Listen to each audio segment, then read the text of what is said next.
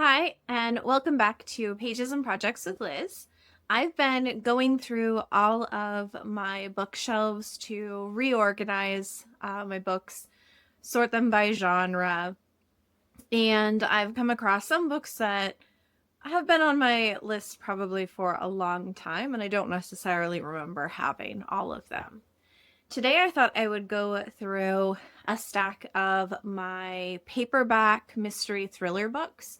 So I have a stack of 11 books, and based off of the front and back cover only, I'm going to try to guess if I think I am going to love the book, like the book, or not enjoy the book.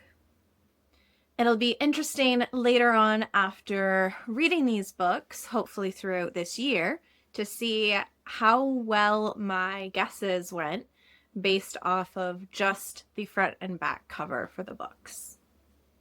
I haven't prepped these ahead of time. I just took the stack of paperbacks off of my shelf, and I'm going to go through each of these 11 books and decide right now, again, if I think I'm going to love the book and want to keep it.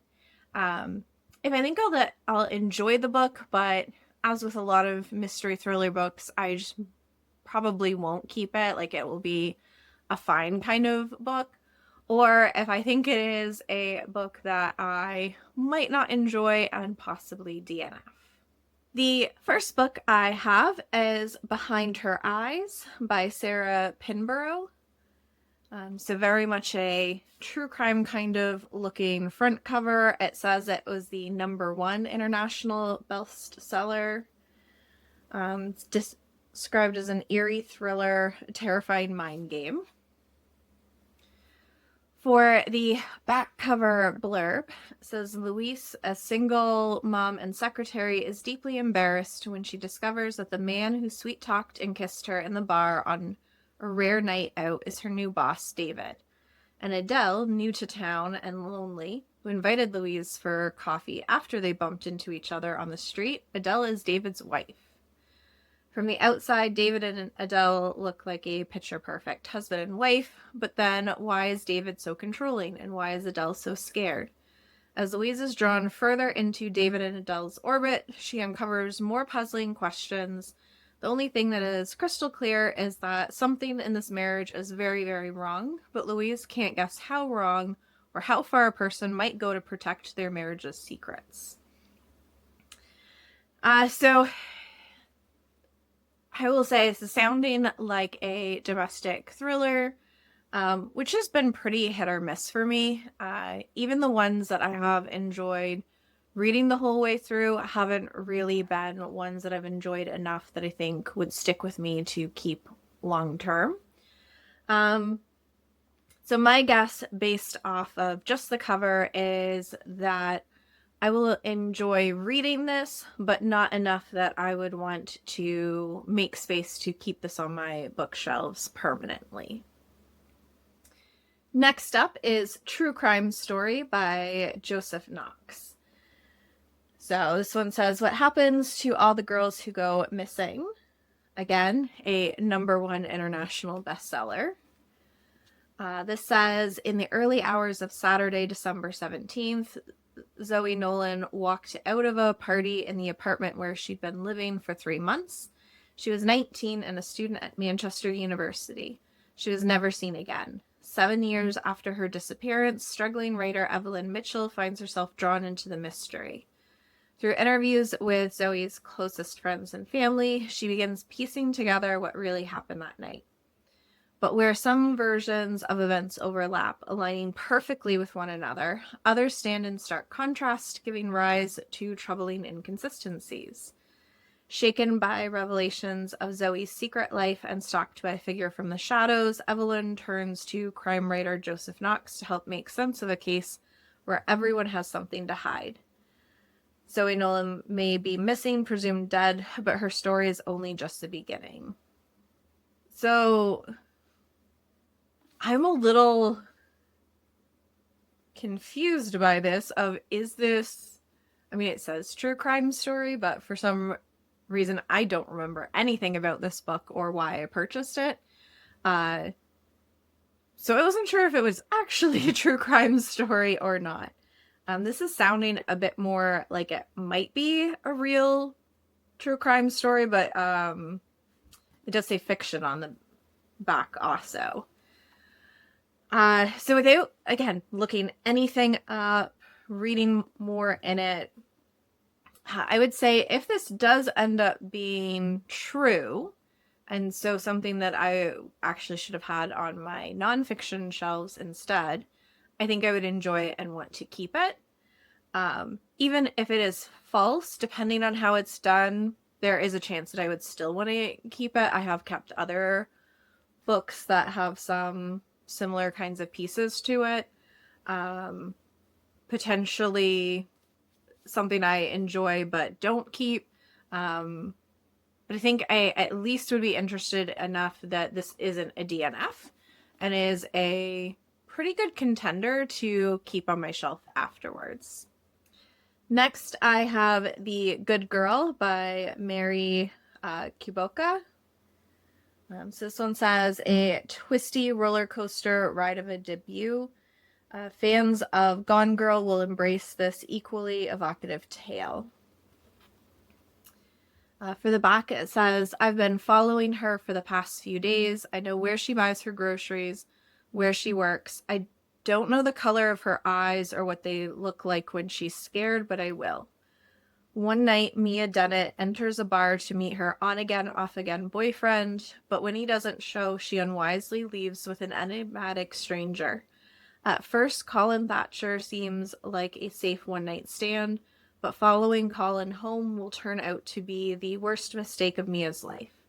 When Colin decides to hide Mia in a secluded cabin in rural Minnesota instead of delivering her to his employers, Mia's mother, Eve, and Detective Gabe Hoffman will stop at nothing to find them.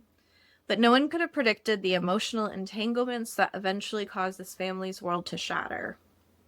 An addictively suspenseful and hotly written thriller, The Good Girl is a propulsive debut that reveals how even in the perfect family, nothing is as it seems.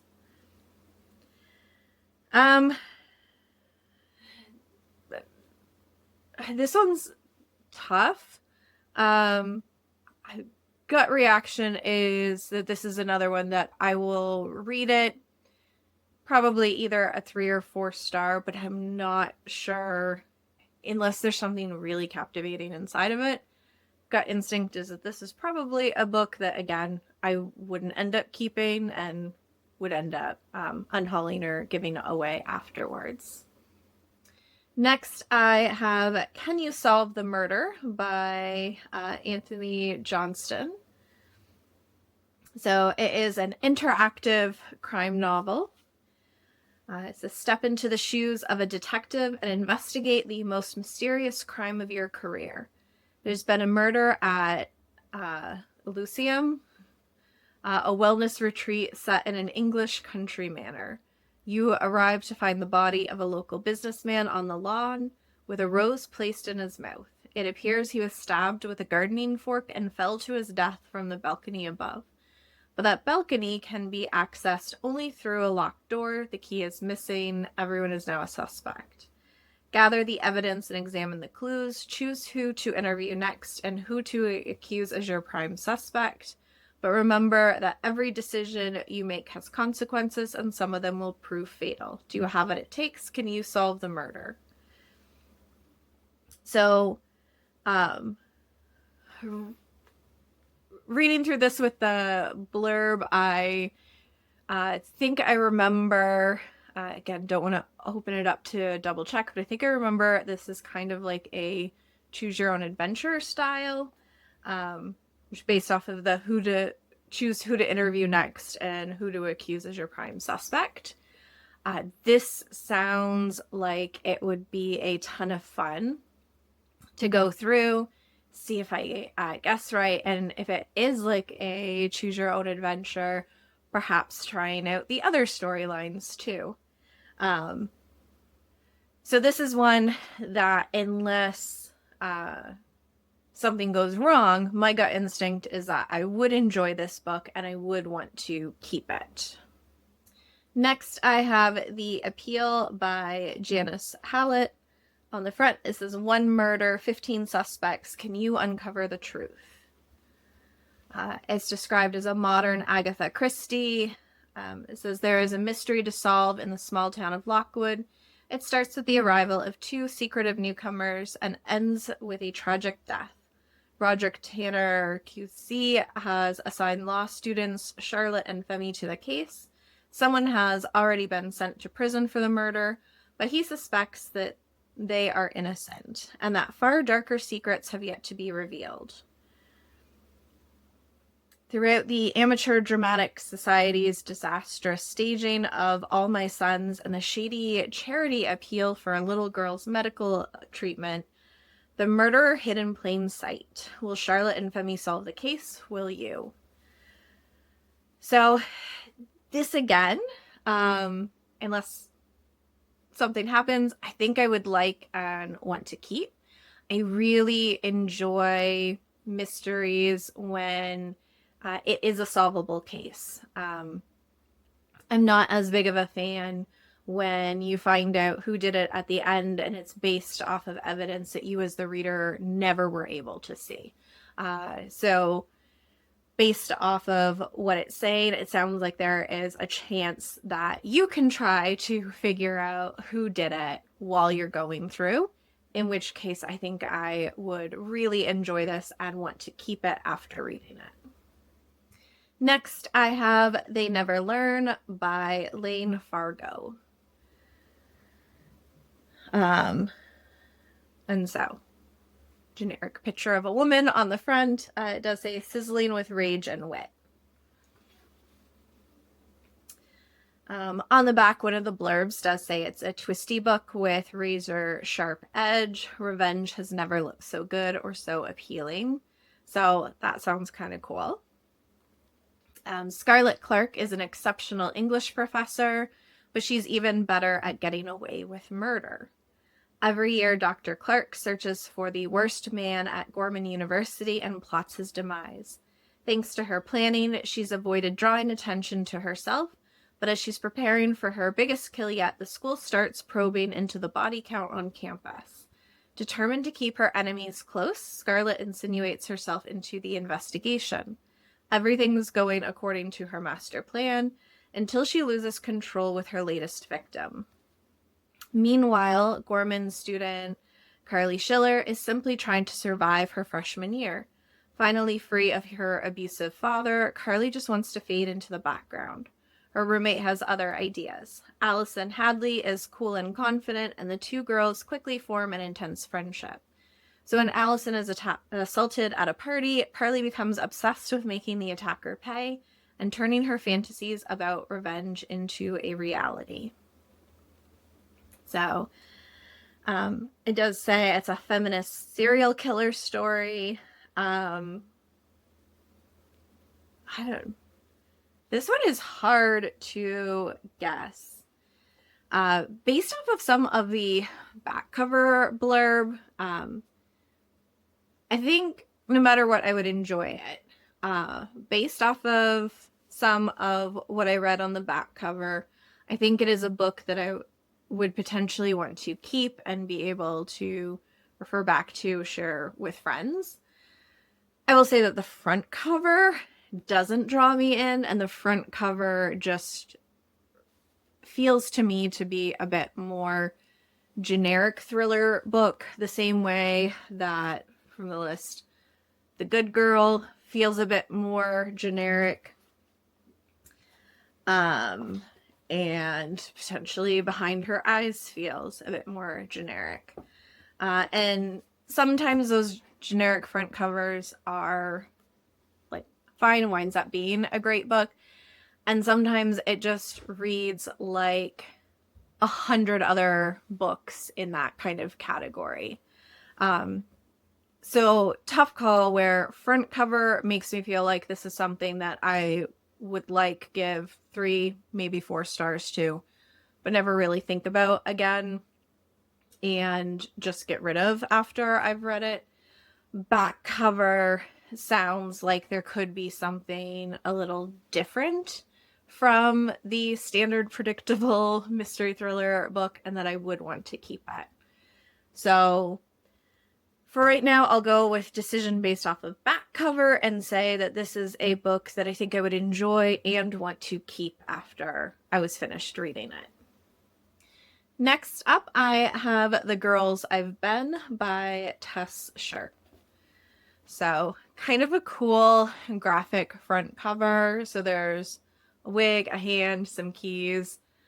I like this on the solid red background. I feel like it looks a little different from what I was just saying, some of the more predictable covers.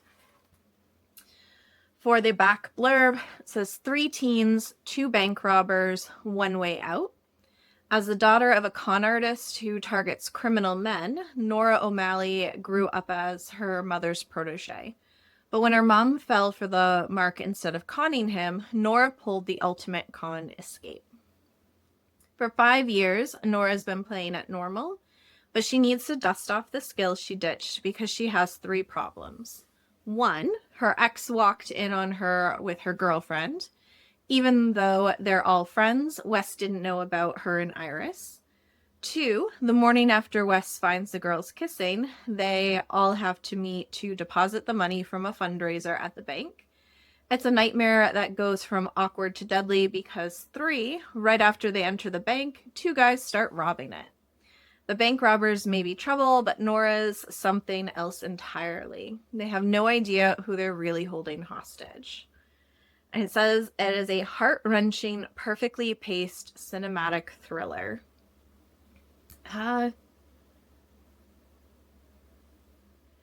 So this is, again, one that I think I would enjoy and not DNF.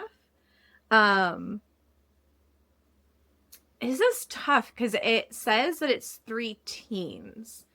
And while I think I would really enjoy this book and want to keep it, sometimes when the main characters are in their teens, it just reads a bit more like it's not sure if it should be young adult, if it should be adult, and I don't actually know if it should be young adult.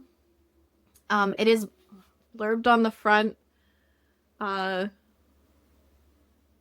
an author where the comment it left is referring to one of her young adult books that she's written. And so because of that, I'm not 100% positive. Oh, tough call. Oh yeah, it says on the back penguinteen.com.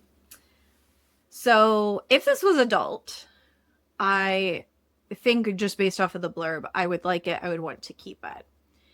I do have some young adult books that I have kept. I've also kept the Good Girls Guide to Murder series, which is the blurb reference that I was talking about. So potentially I would still like this and keep this. If I don't keep it, I think it might be one that I like enough to keep, but add to the shelf that I have in my house with children's literature. So I have a child, my partner has some children who are also here at different times. So outside of my book collection, I have some books for the different age ranges that all the kids are in. So this is one that I might still keep even if I don't find it interesting enough for the kids to be able to go through at different points. But those books I don't consider mine. So even though any of the kids where it's age appropriate can certainly read my books too, they're ones that I track in my app as being books that I own. I tend to track books that I have in different locations because I've got some books in an office where I work. I have books here, but the kids' books I don't actually log. So if I kept this, it would still count as a unhaul for me, even if it was staying in the house, because it wouldn't be part of my collection anymore. Um, so I think just based off of how I've been a little burned out recently with young adult, I had to read a lot of young adult before for previous degree. I took a couple of children's literature classes. I think I would read this and enjoy it, but I don't think it is something that I would um, necessarily want to keep on my shelves. So for that reason, I will count it in this as like it, but we'll get rid of it after I read it, even if the getting rid of it just means it goes on one of the kids' bookcases. Next, I have Cinderella Goes to the Morgue by Nancy Spain. So I love, love, love the cover of this. I think it is really cute. It says, when Prince Charming is murdered and the principal dancer hits the bottle, amateurs, sleuths, Miriam Birdseye, and Natasha Nevkarina come to the rescue. Sacrificing their Christmas plans for the sake of art and detecting, they join the pantomime. As ex-thespians, they know the show must go on, even though the cast shrinks with each rehearsal. So it also says it's fast-paced and festive, and that it will keep you on the edge of your seat. So this is a book where I think I will like it and want to keep it. I don't know that it will necessarily be the most amazing book that I've ever read, but I think it will have some feelings similar to some of the other books that I've been rating more as a 4-star. Not necessarily all because of the writing or the literary quality of it, but because it has some components that I just really enjoy and I haven't been burnt out on them. I haven't read too many books that are very similar to not like those particular features anymore. So I think this will be a book that I like and want to keep after I finished reading it. Next, I have How to Kill Your Family by Bella Mackey. I really love, again, the graphic aspect of the front cover. It says it's funny, sharp, dark, and twisted. I love this book. I am not sure how I got this particular edition because it also says that it is available exclusively in the Indian subcontinent, so can't remember how I ended up acquiring this book. And this is one where the back cover doesn't have a lot of text. It says, they say you can't choose your family, but you can kill them. Meet Grace Bernard, daughter, sister, serial killer. Grace has lost everything and she will stop at nothing to get revenge. And again, described as deliciously dark, compulsive, chilling, but also laugh out loud, funny, and hilarious. I think if this is all true, this is a book that I would like and want to keep after I have finished reading it. Next, I have In the Clearing by J.P. Palmer. So on the front, sort of a bit more silhouette of a young child. This thrilling, atmospheric, and with twists abounding, this book held me in its spell long after the final page. On the back, it says, 4 days to go. Amy has only known life in the clearing amidst her brothers and sisters until a newcomer, a younger girl, joins the family and offers a glimpse of the outside world. Freya is going to great lengths to seem like an everyday mum, even as she maintains her isolated lifestyle, hoping to protect her young son and her dog. When news breaks of a missing girl, a child the same age as Freya's son Billy, Amy and Freya find themselves headed for a shocking conclusion. Shocking collision. Propulsive, twisty, and set against a ticking clock. In the clearing pits a ruthless cult against a mother's love, revealing that our darkest secrets are the hardest to leave behind. I mean, other blurbs say dark, chilling, atmospheric. Sets its hooks on page 1 and doesn't let go. Riveting, textured, complex, fast pace. I don't know about this one. This is one that I based off of, again, front and back cover, I don't think I would end up keeping. There's nothing in there that is hooking me enough to make me think that this would be a book that I would love and want to keep, to be able to, again, refer back to lend out to friends. I'm terrible at DNFing, so honestly, I probably wouldn't DNF any of these books anyway. But this is one that I feel like I might start reading it, finish reading it, but wish that I had stopped reading it at some point. So there's something about the number of blurbs there are on here, the focus that it's trying to do, what it's saying based off of other books that I've read, that I don't think that this is one that I would really enjoy.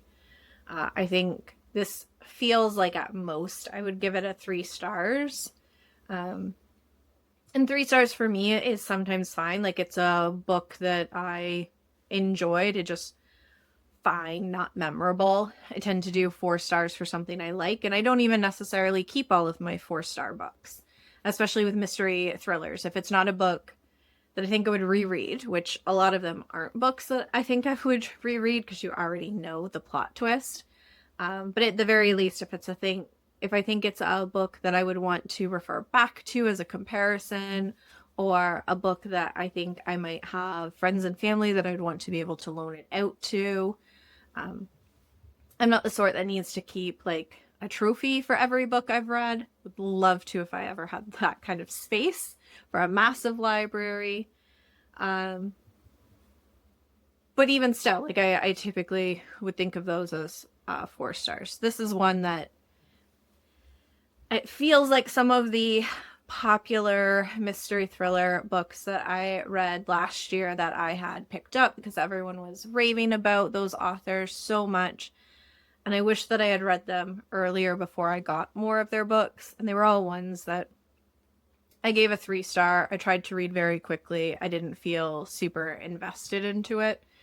And this one just gets me the feeling that I might not actually enjoy this book. But again, would probably read it, might regret having read the entire book. I don't think, gut feeling, I will actually keep this book. And then my final book is Vera Wong's Unsolicited Advice for Murderers by Jessie Sutano. This one says, solving a mystery isn't everyone's cup of tea. This is a book that I know I picked up in a reading the first sentence challenge. I can't remember where I ranked it in the stack. I know it wasn't the winner.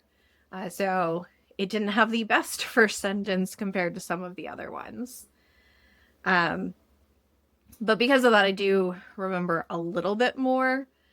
So on the back, it talks about tea shop owner, matchmaker, detective, 60-year-old self-proclaimed tea expert Vera Wong enjoys nothing more than sipping a good cup of oolong and doing some healthy detective work on the internet, aka checking up on her son to see if he's dating anybody yet.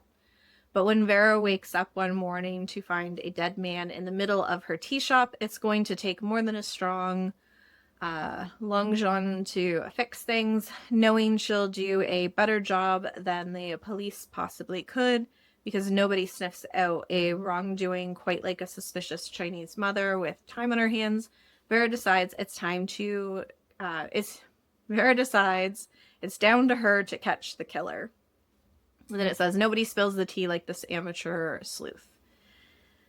So this is a book that I want to love, definitely, even though it will mean, continuing on in a series.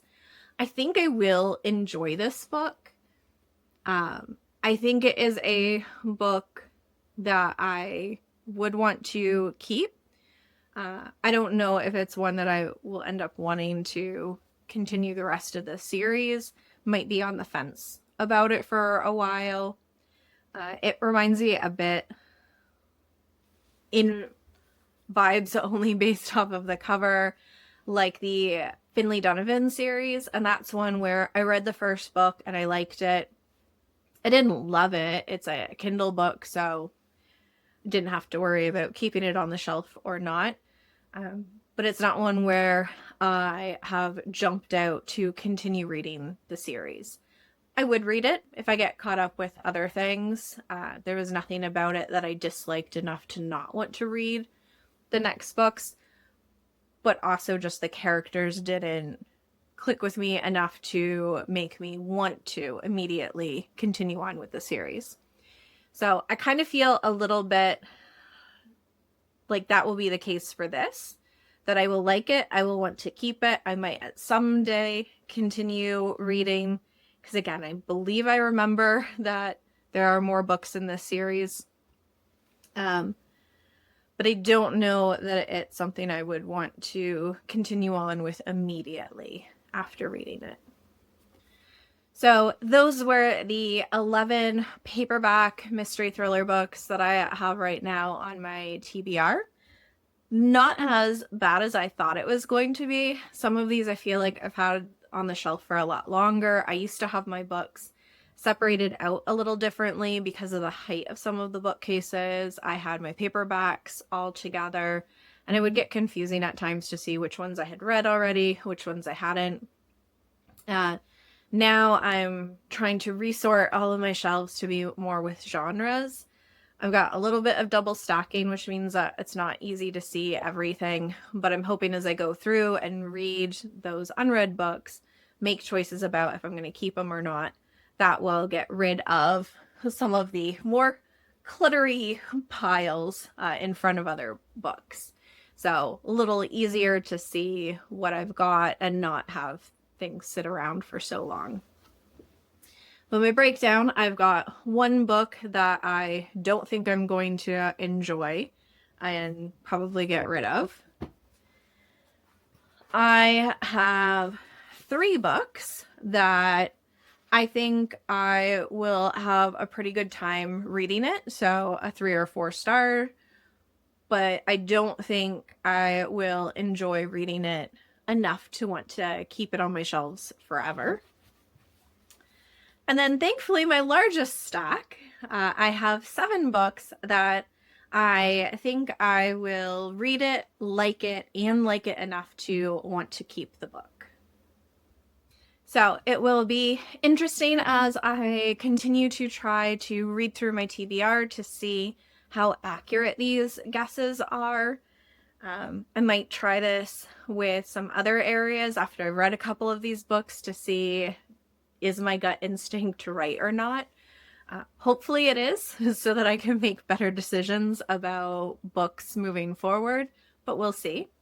If you've read any of these books, I'd love to know what you thought about them. If you have similar reading tastes to me, did you like any of the ones that I think I'm going to like, or did you not enjoy them? Are there any that you think I should move from one stack to another?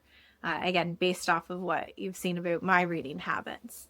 So again, if you've read any of these, would really love to know what you thought about these particular books. Thank you for joining me for this. Hopefully I will have my bookshelves finalized soon and be able to go through those and, again, just have an easier time finding books that I want to read too. Thanks for joining me, and I will see you in my next video.